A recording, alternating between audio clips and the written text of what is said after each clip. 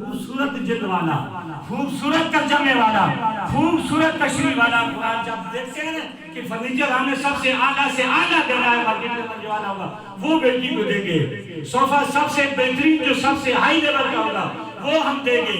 تو قرآن نعوذ باللہ استغفر اللہ، اللہ تعالیٰ معاف فرمائے، جو بالکل تھوڑی سی قیمت والا ہوتا ہے 200-400 روپے ہدیے کا ہوتا ہے، وہ ہم بیٹی کو جہیز میں دیتے ہیں۔ نہیں، یہ ہماری غلط سوچ ہے، ہمارا نظریہ کمزور ہے، ہمارا ایمان کمزور ہے۔ جب دنیا کی ساری نعمتیں اس کتاب کے اندر موجود ہیں، پھر خوبصورت سے خوبصورت جلد والا، اچھی لکھائی والا، اچھے ترجمے والا، اگر گھروں کے اندر اولادوں کو ترجمہ پڑھانا ہے، خود ترجمہ قرآن ترجمے کے ساتھ پڑھنا ہے، تو بہترین تراجم آ رہے ہیں جماعت اہل سنت بریلوی میں، امام اعلیٰ حضرت فاضل بریلوی رحمۃ اللہ تعالیٰ جن کے ترجمہ پڑھیں تو حضور علیہ السلام کی محبت اور اجاگر ہوتی ہے، حضور علیہ السلام کا عشق جو ہے اور اجاگر ہوتا ہے۔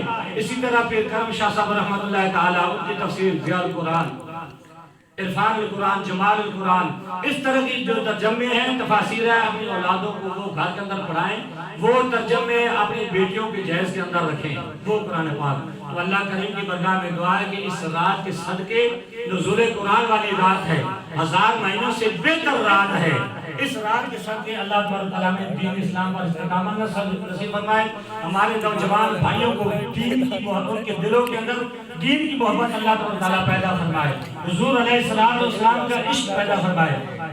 میرے نوجوان بھائیوں بزرگوں دوستوں، ہمارے مہمان پروفیسر ڈاکٹر یاسر القادری صاحب، ابھی ان کا ماشاءاللہ خطاب شروع ہوگا، تمام نوجوان بھائیوں سے گزارش ہے تھوڑا لگے جس صاحب ہو میرے پیچھے دیوار میں بیٹھا تھا، کشمیر سے جا کے فتح کرنا ہے انشاءاللہ، اگر کسی جان دیتا انشاءاللہ کشمیر سے فتح کرنا ہے، فلسطین بھی فتح کرنا ہے۔ او مسجد اقصی جس نے اندر انبیاء کی جماعت حضور علیہ السلام نے نماز پڑھائی ہے، آج اس مسجد کے اندر ظلم و ستم کیتا جا رہے ہیں، اس مسجد کے اندر نماز کی پابندی لگ رہی ہے، نمازی قتل کیے جا رہے ہیں۔ انشاءاللہ رب تعالیٰ نے چاہا کشمیر بھی فتح کریں گے اور فلسطین بھی فتح کریں گے۔ تھوڑا تھوڑا نوجوان بھائی آگے محبت اور زیادہ پیدا ہو سی، ایک کیفیت پیدا ہو سی انشاءاللہ۔ تھوڑا تھوڑا اور کیا تو آریہ محبت آلہ نعرہ اس نعرے نے کھوجو ایک کاری صاحب دعوت دے سکتا خطاب واسطے، تاکہ بار بار کہنا نہ کرے، محبت کرنے لوگ انشاءاللہ عشق کرنے لوگ، اس سے کوئی شک نہیں ہے۔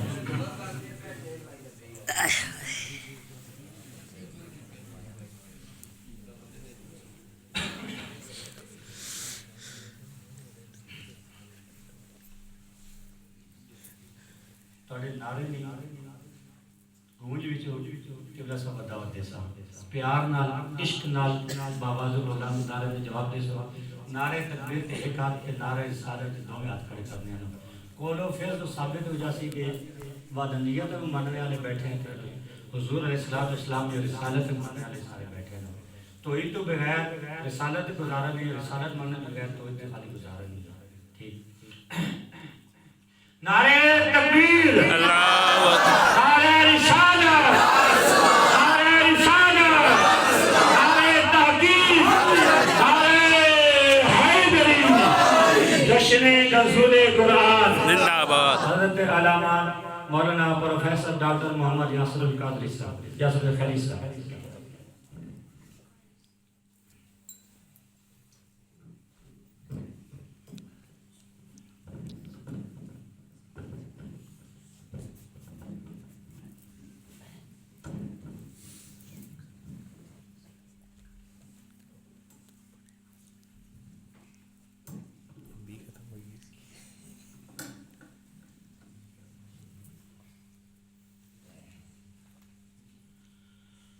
نحمدہ ونصلی ونسلم علی رسول الکریم، اما بعد فاعوذ باللہ من الشیطان الرجیم، بسم اللہ الرحمن الرحیم۔ یا ایھا الذین آمنوا توبوا الی اللہ توبۃ نصوحا، صدق اللہ مولانا العظیم وصدق رسولہ النبی الکریم، ونحن علی ذلک من الشاہدین والشاکرین، والحمد للہ رب العالمین۔ الصلاة والسلام علیکہ یا سیدی یا رسول اللہ، الصلاة والسلام علیکہ یا سیدی یا حبیب اللہ، الصلاة والسلام علیکہ یا رحمت للعالمین، الصلاۃ والسلام علیک یا شفیع المذنبین۔ حمد و ثنا کے بعد انتہائی عزت و تکریم کے لائق معزز سامعین اکرام اور بالخصوص عالم نبیل فاضل جلیل حضرت علامہ مولانا قاری نور خان صاحب دامت برکاتہ العالیہ، خطیب جامع مسجد حاضہ، اور جمی حفاظ اکرام، ناخوان حضرات، السلام علیکم ورحمۃ اللہ وبرکاتہ۔ رمضان المبارک کی ان بابرکت ساعتوں میں اور یہ تاک راتوں میں جو سب سے فضیلت والی راتوں میں سے ایک رات آتی ہے، 27ویں کی رات، اس رات میں اللہ تبارک و تعالیٰ کا فضل ہوا ہم سب پہ کہ آج ہم اللہ کے گھر میں تشریف فرما ہیں۔ اور پھر مجھے خوشی اس بات کی ہے کہ ہماری اس بزم میں تقریباً اگر میں صحیح کاؤنٹ کر رہا ہوں تو 98% لوگ جو ہیں وہ نوجوان بیٹھے ہوئے ہیں۔ تو یہ اللہ تبارک و تعالیٰ کا ہم پہ خصوصی کرم ہے۔ بزرگ فرماتے ہیں کہ اگر نوجوانوں کو یا بچوں کو مسجد میں دیکھو تو آپ اس بات پہ خوش ہو جاؤ اور اللہ کا شکر ادا کرو کہ آپ کی اگلی نسلیں محفوظ ہیں، یعنی دین آپ محفوظ ہاتھوں میں چھوڑ کے جا رہے ہیں۔ تو یہ بڑی ہی سعادت کی بات ہے، اور میں ایک دفعہ پھر مبارکباد دیتا ہوں حضرت علامہ نور خان صاحب کو، کیونکہ یہ وقت ایسا آ گیا ہے کہ کچھ ہمارے بزرگوں کے مزاج ایسے ہو گئے ہیں اور کچھ علماء کے مزاج ایسے ہو گئے ہیں کہ نوجوان کا مسجد کے ساتھ تعلق کمزور ہوتا جا رہا ہے۔ لیکن اللہ کا شکر ہے کہ صوفی منشور انسان ہوتے ہیں، وہ لوگوں کا تعلق مسجد کے ساتھ جوڑ دیا کرتے ہیں، کیونکہ مسجد وہ جگہ ہے جو آدمی مسجد میں آ جاتا ہے تو آپ سمجھے کہ وہ کامیابی کے پہلے زینے پہ آ گیا ہے۔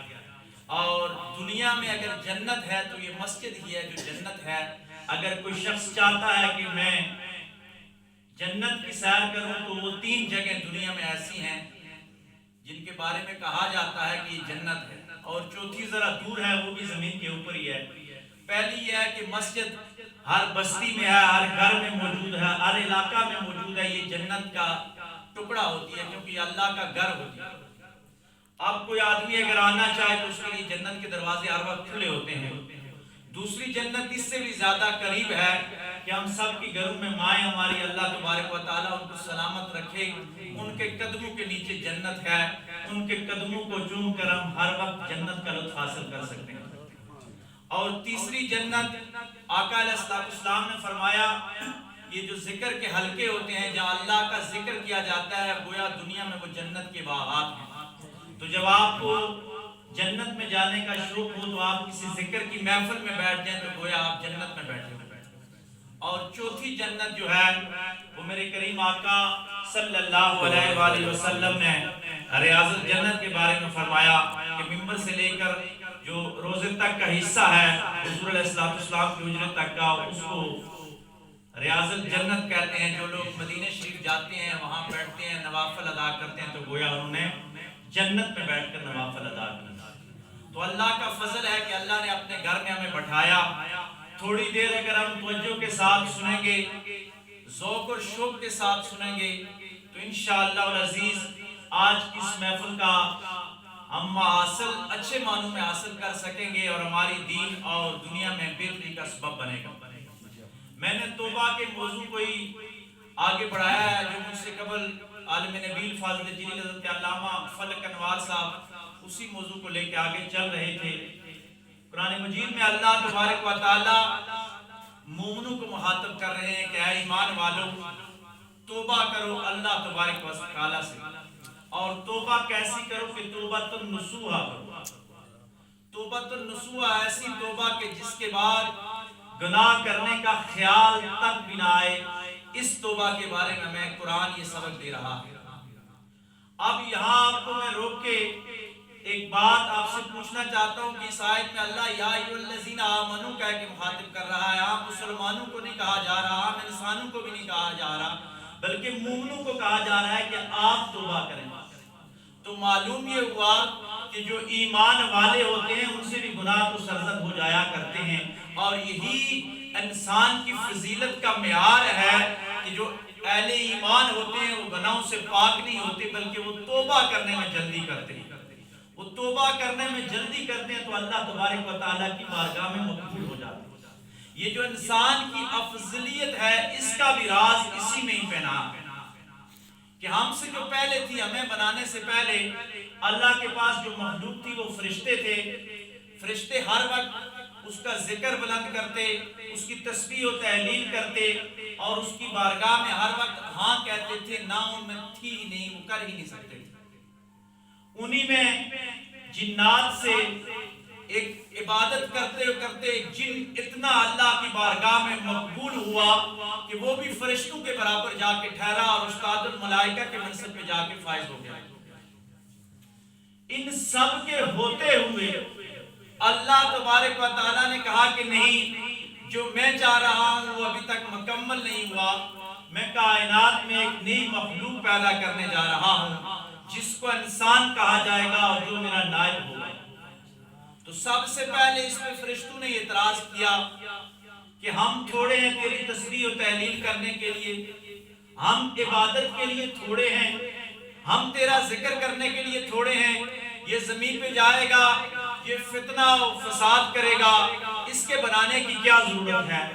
مفسرین کہتے ہیں کیونکہ وہ جنات کو دیکھ چکے تھے کہ جنات نے روئے زمین پہ تباہی اور بربادی کر دی تھی، اس لیے وہ استعارہ لے رہے تھے کہ جنات کی طرح یہ انسان جو ہوگا یہ بھی سرکش ہوگا اور یہ بھی اسی طرف نکل جائے گا اور زمین پہ خون خرابہ کرے گا. لیکن اللہ تبارک و تعالیٰ نے فرمایا کہ جو میں جانتا ہوں وہ تم نہیں جانتے. میری نظر جس طرف ہے تمہاری نظر اس طرف نہیں ہو سکتی، لہٰذا میں اس مخلوق کو بنانے لگا. یہ مخلوق جب بنائی گئی تو توبہ کا وہاں سے ہی فلسفہ شروع ہو گیا. اس کو اس کے ساتھ ذرا ریلیٹ کیجئے گا کہ غلطی شیطان سے بھی ہوئی اور غلطی ہم سب کے باپ جناب آدم علیہ السلام سے بھی ہوئی. آدم علیہ السلام کی جو غلطی تھی وہ نسیان تھا، وہ بھول تھی، وہ اللہ کی محبت میں ہوئی. اور شیطان کی جو غلطی تھی وہ اکڑ میں ہوئی، تکبر میں ہوئی، انانیت میں ہوئی اور اس بحث کی وجہ سے ہوئی کہ میں ان سے افضل ہوں. ورنہ تھی تو وہ بھی غلطی، تھی تو یہ بھی غلطی. آدم علیہ السلام کو بھی تو کہا گیا تھا کہ اس درخت کے پاس نہ جانا، وہ چلے گئے. اور دوسری طرف شیطان کو حکم ہوا تھا کہ تو نے سجدہ کرنا ہے، اس نے نہیں کیا. اب وہ اتنا رندہ درگاہ ہوا کہ قیامت تک کے لیے لعین اور اس کے بعد جہنمیوں کا سردار بنا دیا گیا. اور دوسری طرف آدم علیہ السلام کو نسیان کے باوجود یہ مقام اللہ عطا فرماتا ہے کہ تو میرا نائب ہے اور تیری جتنی بھی مخلوق ہوگی وہ میری نائب ہوگی. ان دونوں کے درمیان جو فرق ہے، وہ حد مماثلت جو پائی جاتی ہے وہ توبہ کی ہی ہے کہ شیطان نے توبہ نہیں کی اور آدم علیہ السلام جو ہی زمین پہ اترے تو یہی کہا کہ ربنا ظلمنا انفسنا وَإِن لَمْ تَغْفِرْ لَنَا وَتَرْحَمْنَا لَنَكُونَنَّ مِنَ الْخَاسِرِينَ کہ بس کر چکا، جو ہو گیا، میں اس پہ نادم ہوں، میں شرمندہ ہوں، میں پریشان ہوں، میں ظالموں میں سے ہوں، میں خسارہ پانے والوں میں سے ہوں. اگر تم نے مجھے نہ بخشا تو میں خسارہ پانے والوں میں سے ہو جاؤں. لیکن دوسری طرف وہ لعین، وہ بدبخت، اس نے توبہ نہیں کی بلکہ یہ مہلت مانگتے مانگتے پھر رہا ہے کہ مجھے مہلت دے، میں قیامت تک کے لیے اپنی فوج بناؤں گا، اپنی فوج بناؤں گا اور لوگوں کو گمراہ کرتا رہوں گا. اور یہ اس حد تک اکڑہان بن گیا، اس حد تک تکبر میں آ گیا کہ موسیٰ علیہ السلام نے درمیان میں صلح کی بات کی. موسیٰ علیہ السلام اللہ کے لاڈلے نبی تھے، وہ طور پہ جاتے، پیار کی باتیں کرتے. ایک دن اللہ کو کہا کہ یا اللہ، یہ کیا اگر شیطان کی بھی معافی ہو جائے تو دنیا میں ایک فورس کم ہو جائے، سب رب رب کرنے لگ جائیں گے، یہ تیری مخلوق کو گمراہ کرتا ہے.